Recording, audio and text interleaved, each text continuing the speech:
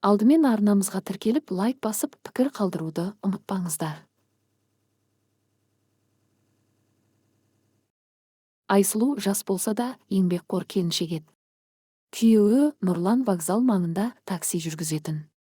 Отбасының жағдайын жақсарту үшін Айсұлуда қарап отырмай, самса пісіріп сатуды қолға алды. Таңнан кешке дейін жүгіріп жүрсе де, ешқашан шағым айтпайтын. Күн сайын таң ата қамыр илеп, самсасын дайындап, вокзалға асығатын. Жолаушылар көп жерде саудада жақсы жүретін. Біреуге самса береді, біреуге шай құяды. Оның бар арманы балаларының ештеңеден тарықпауы еді. Айсұлу көрікті, жинақы келіншек болатын. Бірақ ол сұлулығына емес, еңбегіне сенетін. Сол күні де әдеттегідей вокзал маңында ары-бері жүгіріп жүрді.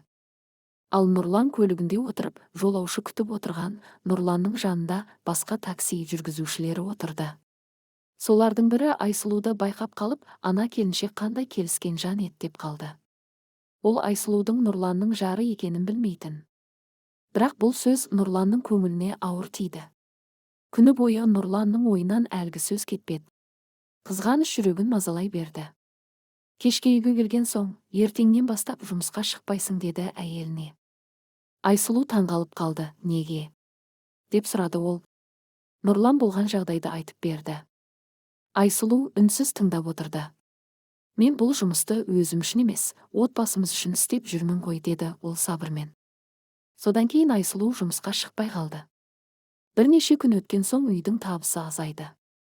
Бұрынғыдай бәріне ақша жете бермейтін болды. Сол кезде Нұрлан әйелінің еңбегінің қаншалықты маңызды екенін түсіне бастады. Бір күні балаларының қажетіне ақша керек болды. Нұрлан ойланып отырып өз қателігін түсінді. Ол қызғанышына ерік беріп, әйелінің адал еңбегін бағаламай қойған еді. Кешке қарай Нұрлан әйелінен кешірім сұрады.